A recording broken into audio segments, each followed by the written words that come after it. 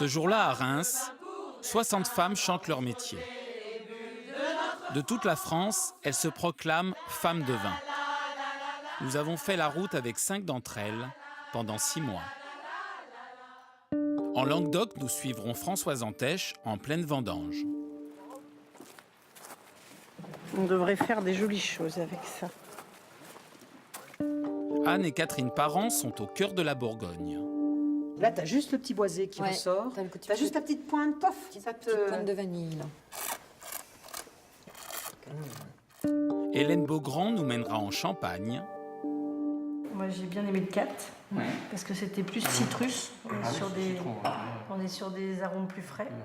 Ouais. Donc ça, moi, c'est ce que je recherche dans les vins. Et Mélanie Pfister dans le vignoble alsacien. Elle est belle, hein, celle-ci. Ouais. Ah, pour l'instant, magnifique. Les pépins sont encore très verts. Ouais, les pépins sont encore assez verts. Voyage au pays du vin, au féminin.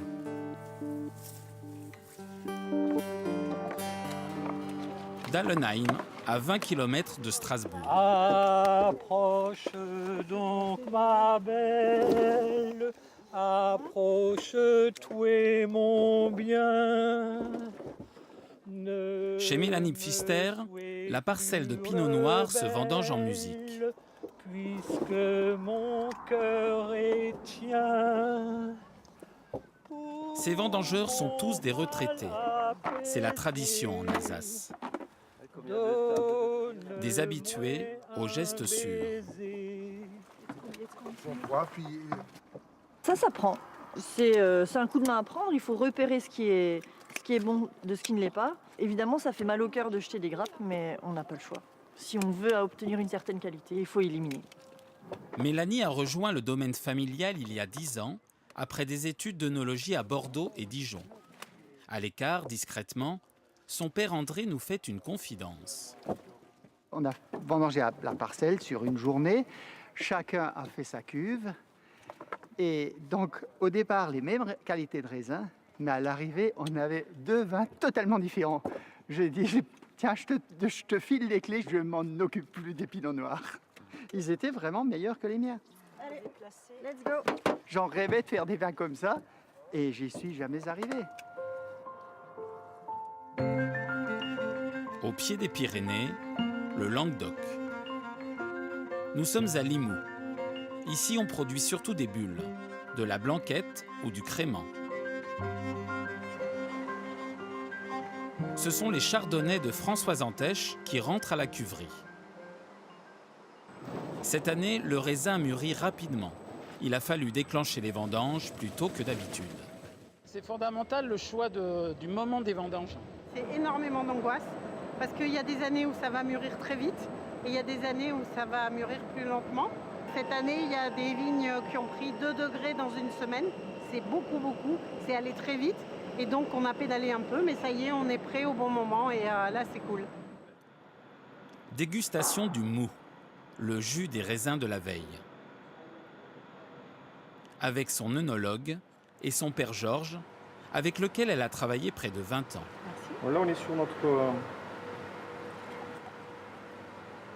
chardonnay haut de gamme, la sélection. On a fait impressionner. Le jus est à peine fermenté, mais déjà révélateur du vin de demain.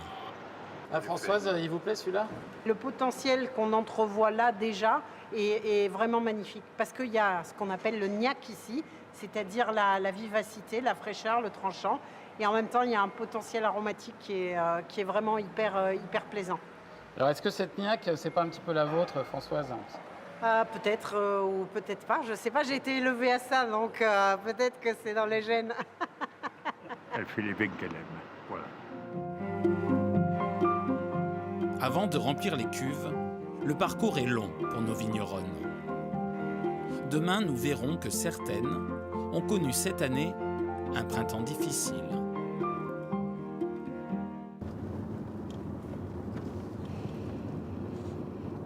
C'est vrai que c'est une belle journée quand même. Ce vent du Nord, c'est quand même... C'est une belle lumière.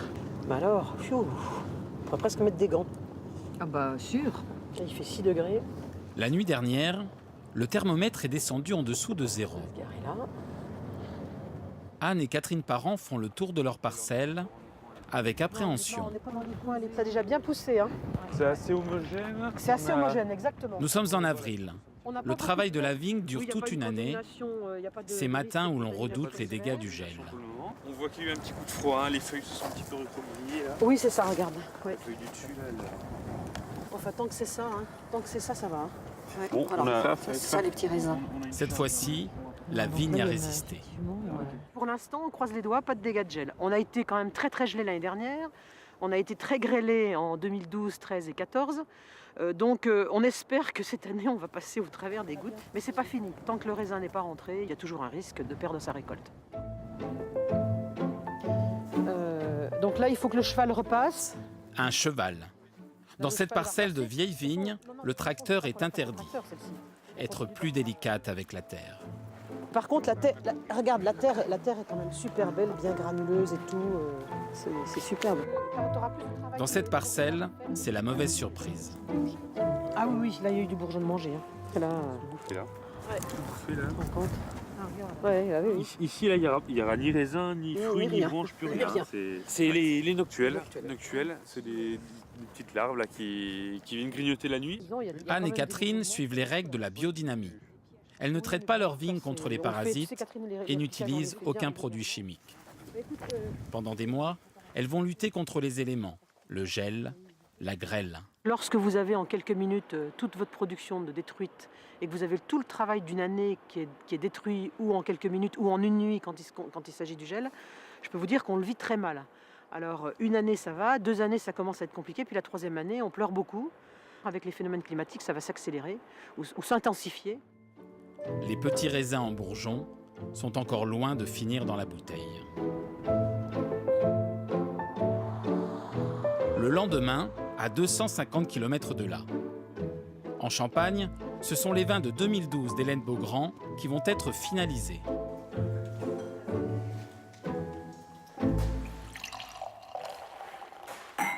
C'est un peu le dernier réglage avant la fin. Oui, là c'est le dernier réglage avant la sortie de la commercialisation de ces cuvées.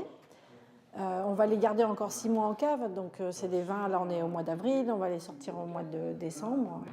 C'est le jour d'un grand test à l'aveugle. Autour de la table, Hélène, son frère Arnaud, son œnologue et d'autres collaborateurs. L'enjeu, déterminer le dosage en sucre des nouvelles cuvées. Pas de calcul scientifique, chacun doit classer les verres selon sa préférence.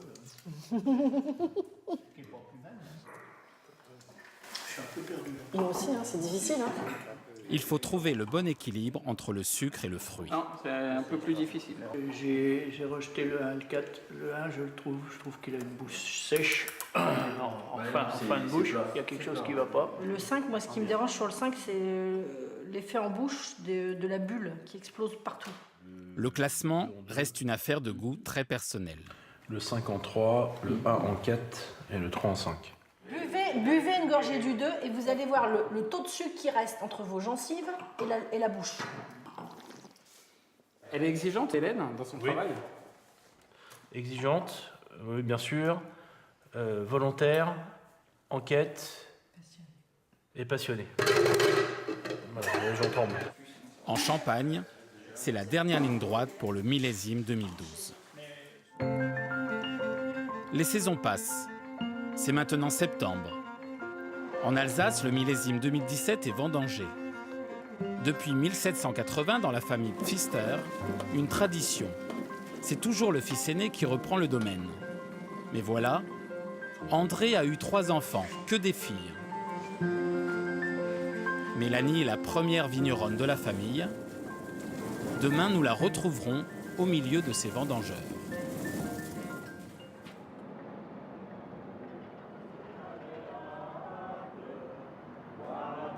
En Alsace, ce midi, c'est choucroute et chansons à boire.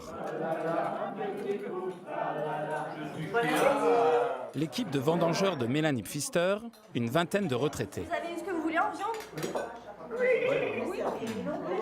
À la table, les parents de Mélanie les connaissent bien. Tous des habitués de la maison. On a le super ancien tout au fond. Léo, ça fait plus de 20 ans qu'il vient. Richard, ça fait 20 ans. Mais en tout cas, ils m'ont vu, j'étais toute petite. Ouais. C'est important d'avoir des fidèles comme ça. Ah, c'est essentiel. Et c'est eux qui donnent le tempo dans les vignes. Ils viennent chercher un complément de revenus autour de 900 € pour toutes les vendanges, dans une bonne ambiance. Et Mélanie, elle est dure comme chef un peu, non? Non, pour le moment. Attention à ce que tu dis, Étienne. Non, pour le moment, ça se passe très bien. Hein. Aucun souci. Non, mais Étienne, il dit ça, c'est parce que c'est un nouveau, il n'ose pas. À mon avis, il a une prime supplémentaire. Les plus anciens vendangeurs ont vu Mélanie succéder à son père. C'est pas trop dur de travailler pour Mélanie, là? Surtout l'après-midi. Hein. C'est Mélanie qui donne le top départ.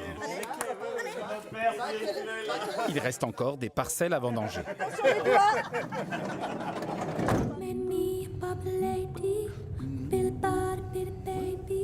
En route pour d'autres vendanges avec Françoise Antèche. Sur ces terres du Languedoc, Françoise vérifie la maturité de ses chardonnays. On devrait faire des jolies choses avec ça. C'est doré.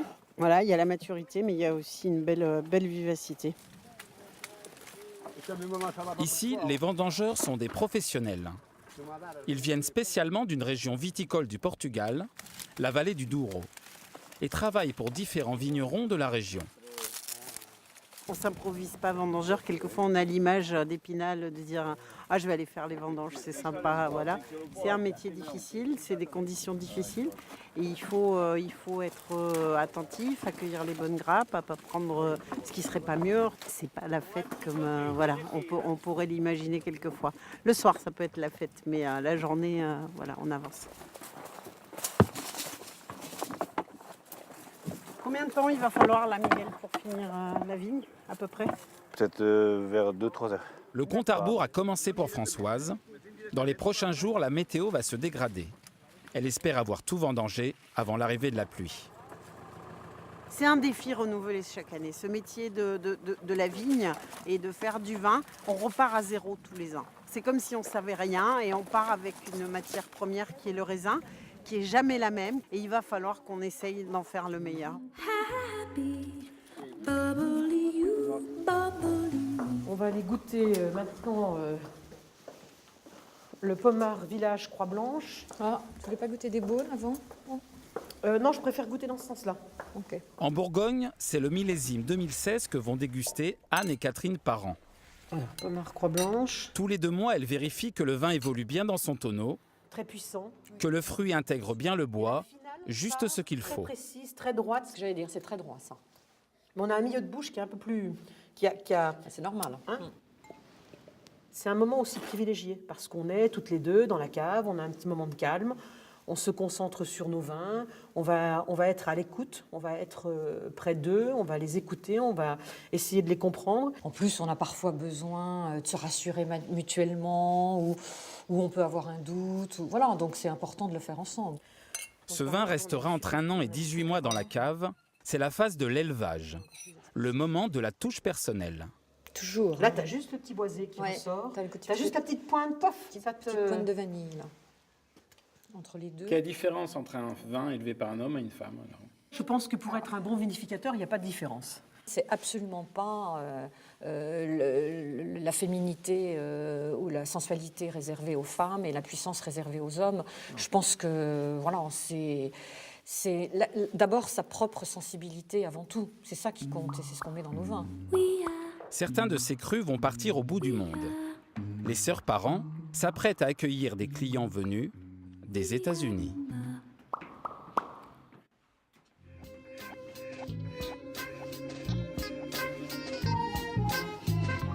À Pommard, ce matin-là, Anne Parent travaille en anglais.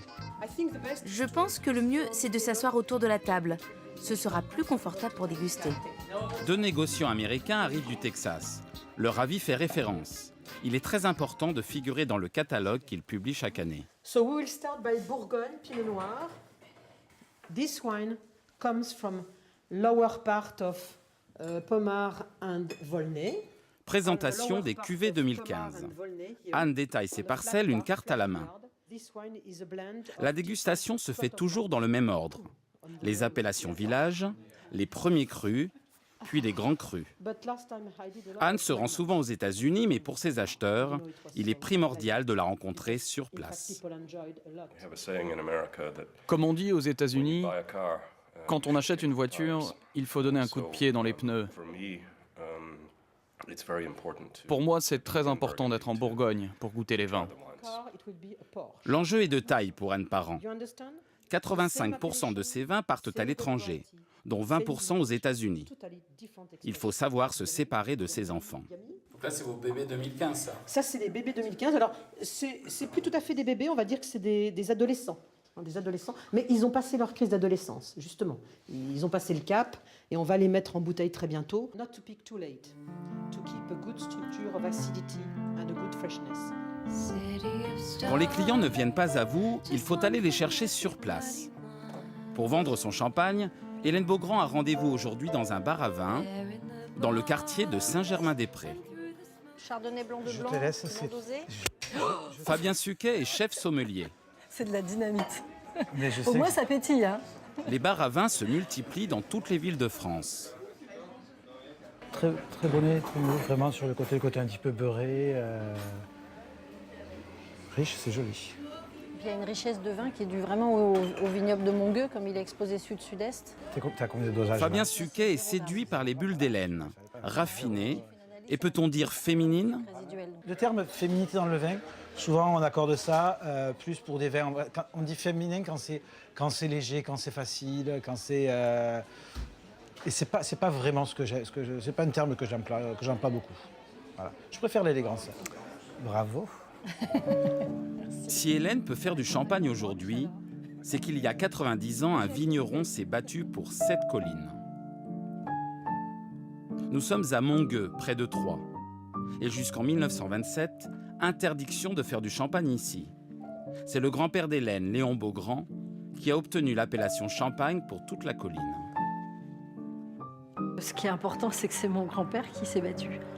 Et c'est ça toute la fierté que j'éprouve quand je viens à Montgueux et quand je vois que d'autres vignerons exploitent le terroir de Montgueux, qui est un terroir magnifique. Et là, voilà. La reconnaissance du village pour mon grand-père. Voilà. On lui a accordé une rue qui s'appelle, qui porte son nom, la rue Léon Beaugrand. Dans le Languedoc, près de Limoux, remontons encore plus loin dans le temps. Françoise Antèche tient à nous emmener à l'abbaye de Saint-Hilaire, le village de ses aïeux, ses racines familiales. Direction la cave de l'abbaye. Ici, en 1544, un moine, par hasard, allait changer le destin de bien des vignerons.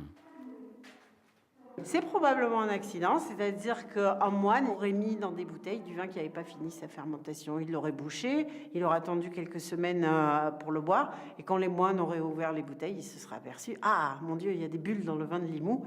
Et voilà, ils auront eu la bonne idée de l'écrire sur le registre de l'abbaye, et où on a cette trace de premier vin à bulles au monde qui est à Limoux il y a 5 siècles.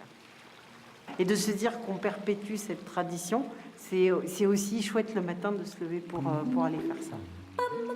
D'une église à une cathédrale. Toutes nos vigneronnes vont se retrouver pour une grande cérémonie à Reims.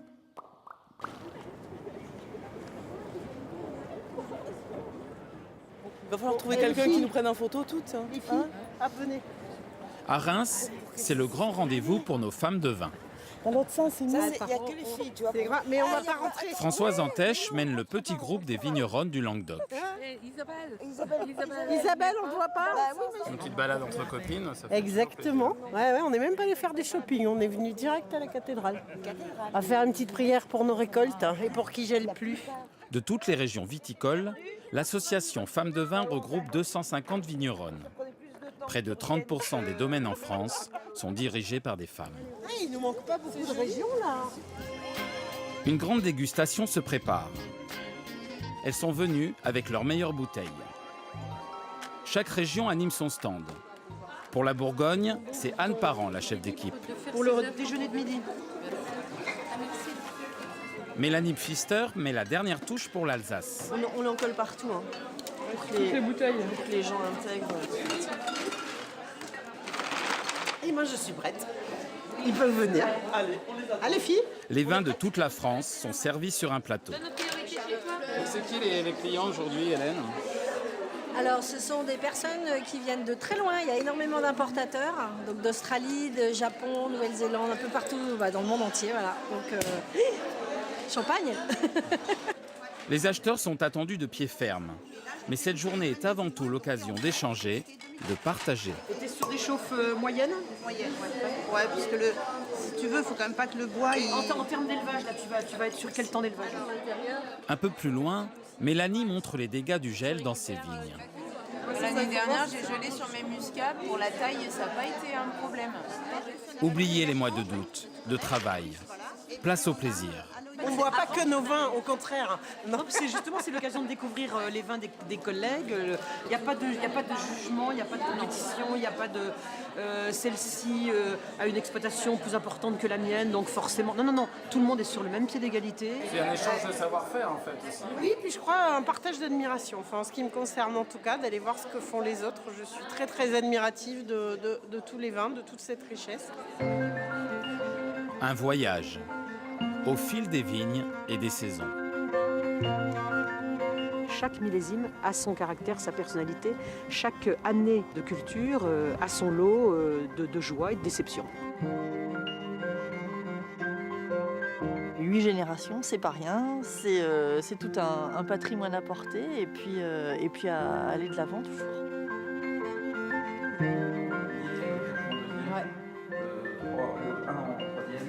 Je suis désolée, mais ça sent pas le fût. C'est une super complexité et c'est très bon. Ça donne aussi beaucoup de recul de se dire qu'on est une génération de plus, c'est-à-dire qu'on ne fait que passer. C'est toujours ce sentiment, je trouve, avec le vin du temps, qui est beaucoup plus lent que le temps de la vie réelle. Comme un dernier jour de classe, cela se finit par une photo de famille. Le cru 2017 a été difficile, entre gel et sécheresse. Mais la passion reste entière pour ces dames de vigne. Ce qui les réunit, la robe d'un vin, les arômes et le plaisir d'y mettre tout son cœur de vigneronne.